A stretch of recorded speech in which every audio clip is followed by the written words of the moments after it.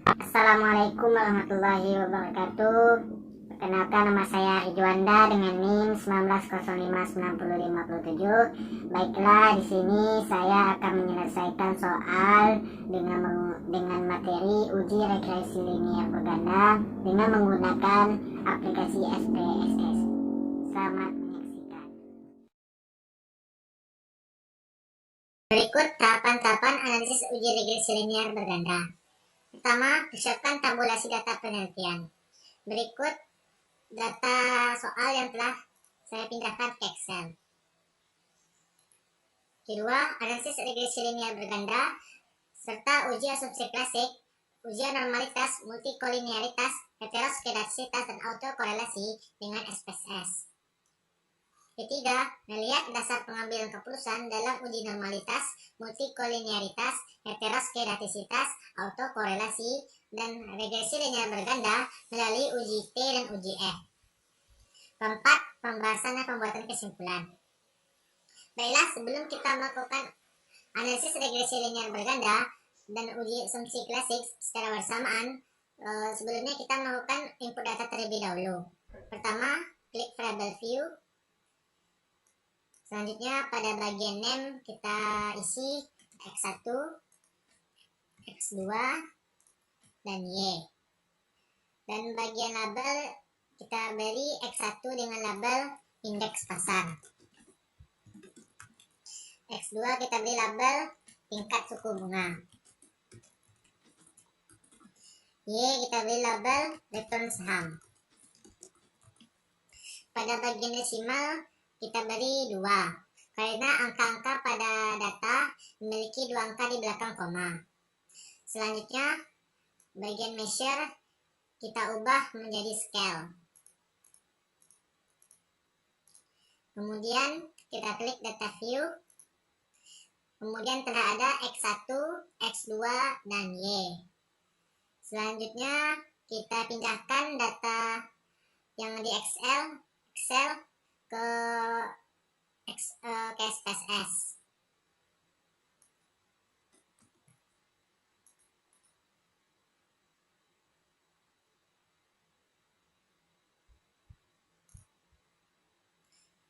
Langkah selanjutnya yaitu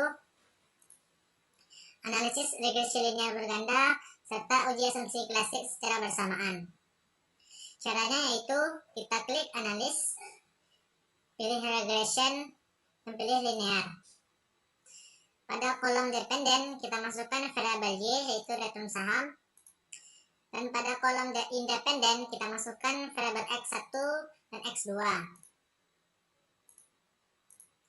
Kemudian kita pilih statistik, kita centang deskriptif, kemudian kita centang collinearity diagnosis untuk uji multikolinearitas, dan kita centang Durbin-Watson untuk uji autokorelasi.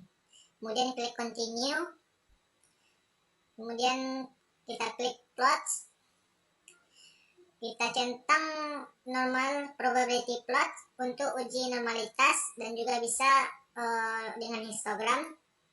Kemudian pada bagian S receipt kita masukkan ke kolom Y, dan Z spread kita masukkan ke kolom X. Hal ini untuk melakukan uji scatter plot pada uji heteroskedastisitas. Kemudian kita klik continue. Selanjutnya kita pilih option. Pada entry yaitu 0,05. Kemudian kita klik continue. Kemudian klik OK.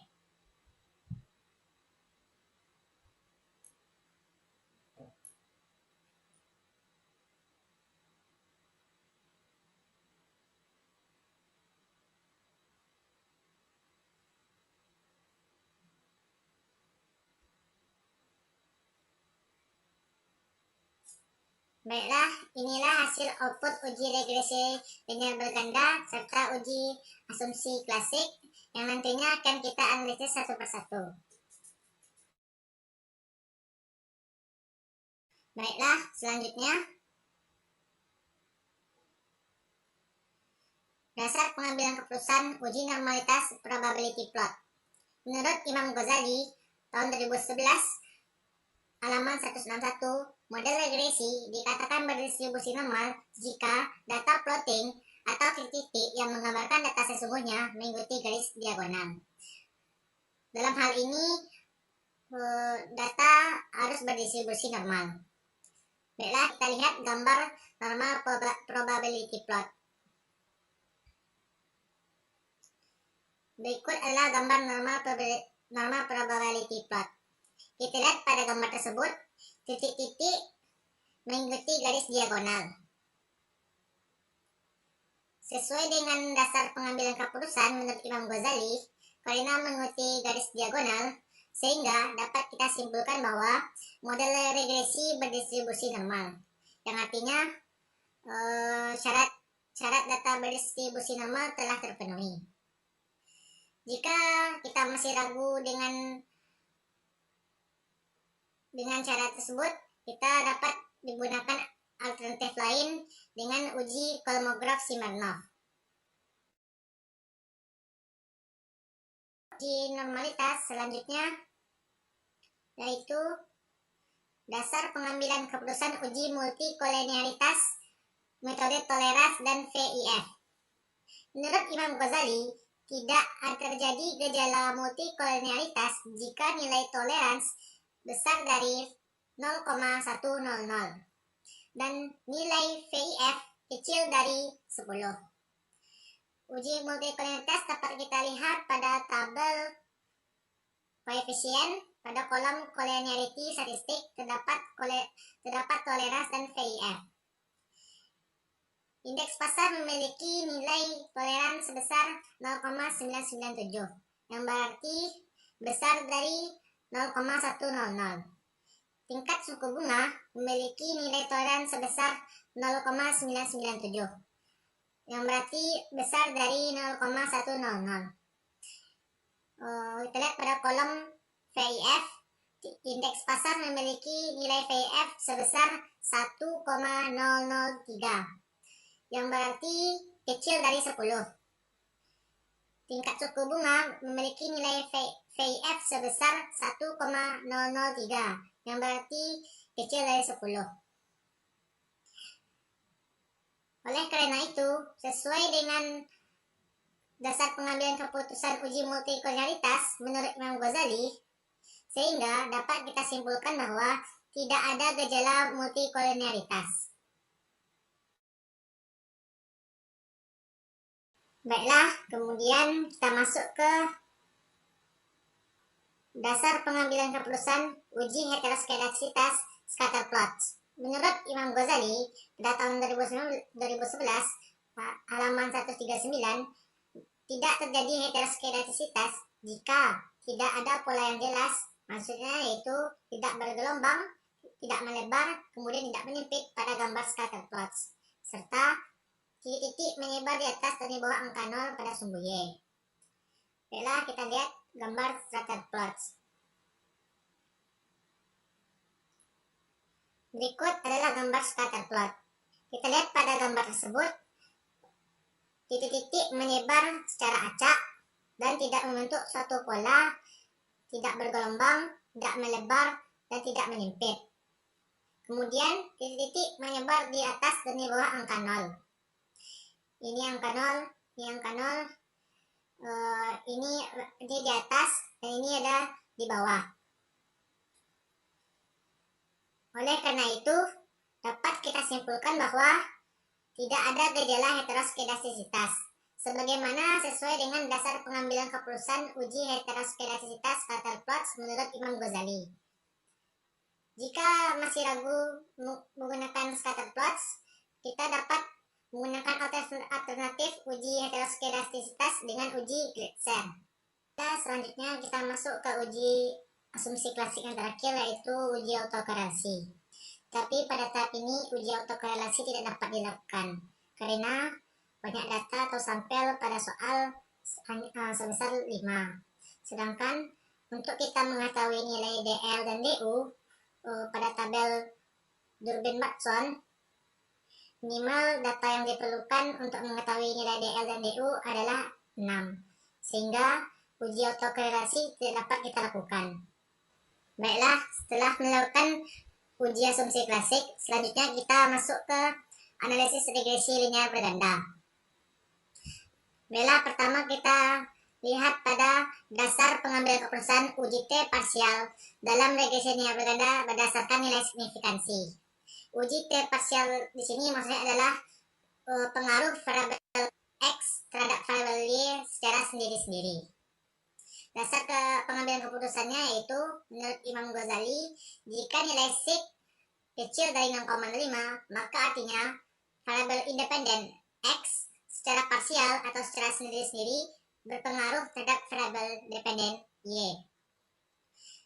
Pada uji T parsial ini kita lihat pada tabel koefisien. Kita lihat di sini indeks pasar sebagai variabel X1 memiliki nilai signifikansi sebesar 0,353, yang artinya lebih besar dari 0,5. Jadi dapat kita simpulkan bahwa indeks pasar sebagai variabel X1 tidak berpengaruh terhadap return saham sebagai variabel Y. Selanjutnya, tingkat suku bunga sebagai variabel X2 memiliki nilai signifikansi sebesar 0,247, yang artinya besar dari 0,05. Jadi dapat kita simpulkan bahwa tingkat suku bunga sebagai variabel X2 tidak berpengaruh terhadap return saham sebagai variabel Y.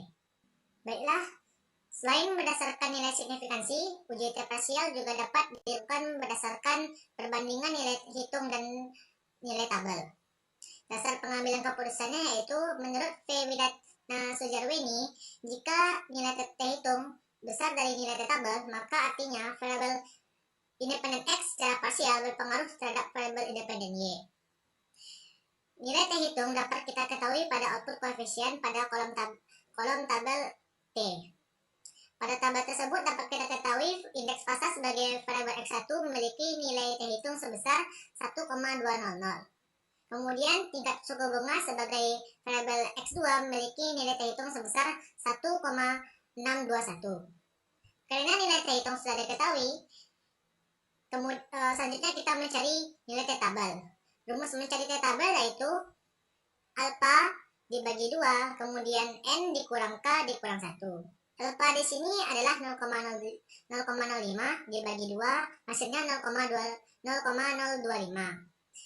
Kemudian N adalah banyaknya data yaitu 5, dikurang K adalah banyaknya variabel independen yaitu 2, dikurang 1, hasilnya 2. Kemudian kita mendapatkan hasil nilai T tabel yaitu 3,18245. Hasil ini dapat kita ketahui melalui distribusi nilai T tabel.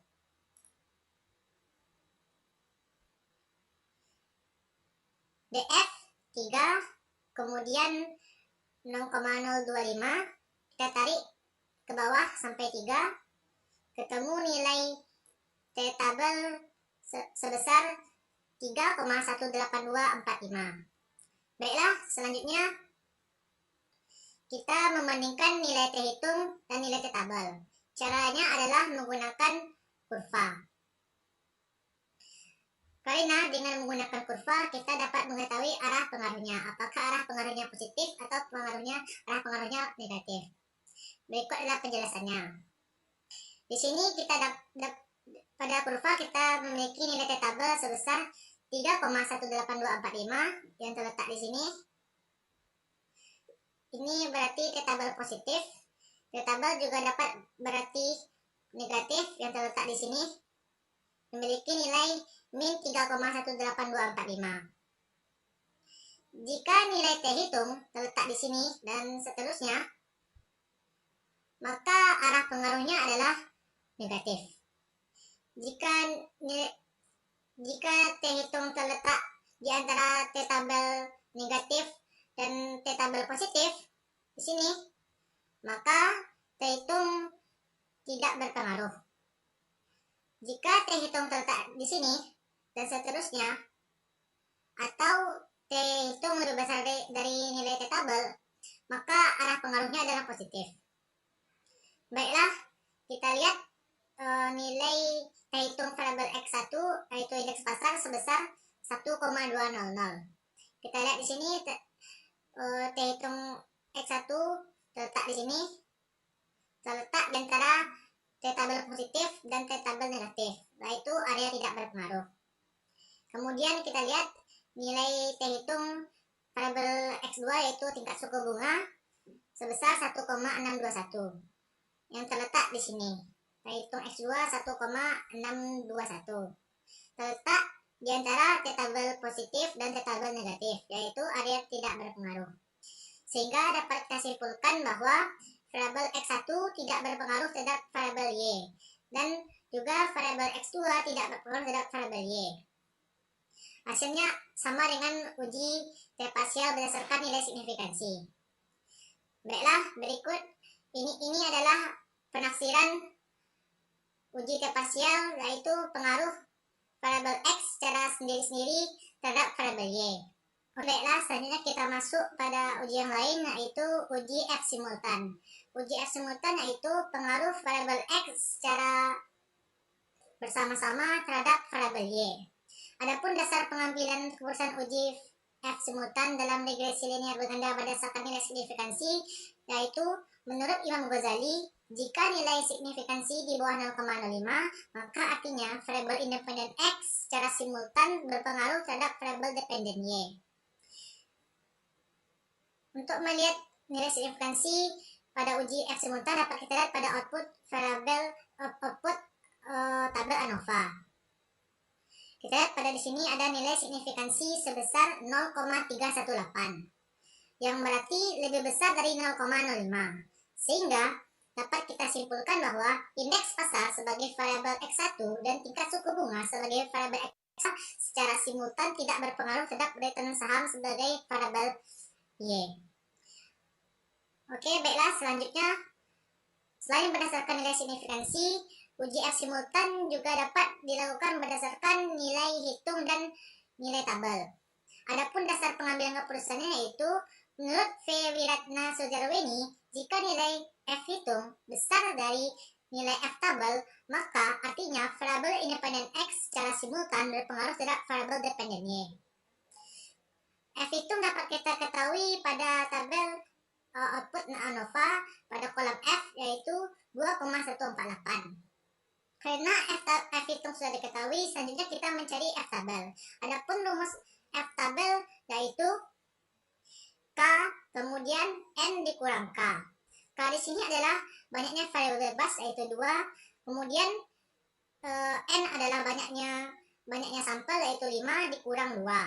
Maka patokan untuk mencari nilai F tabel pada distribusi F tabel yaitu adalah 2 dan 3.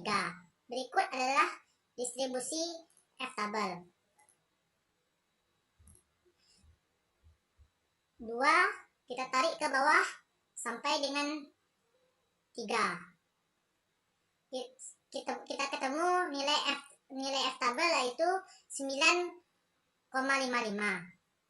Baiklah, selanjutnya kita bandingkan nilai F hitung dan nilai F tabel. Jadi F hitung sebesar 2,148 kecil dari nilai F tabel sebesar 9,55. Sehingga dapat kita simpulkan bahwa indeks pasar sebagai variabel X1 dan tingkat suku bunga sebagai variabel X2 secara simultan tidak berpengaruh terhadap return saham sebagai variabel Y. Jadi, dapat kita simpulkan bahwa uji T parsial dan uji F simultan memiliki hasil yang sama. Sekian penyelesaian soal yang telah saya lakukan tadi dengan menggunakan aplikasi SPSS. Kurang dan lebihnya saya mohon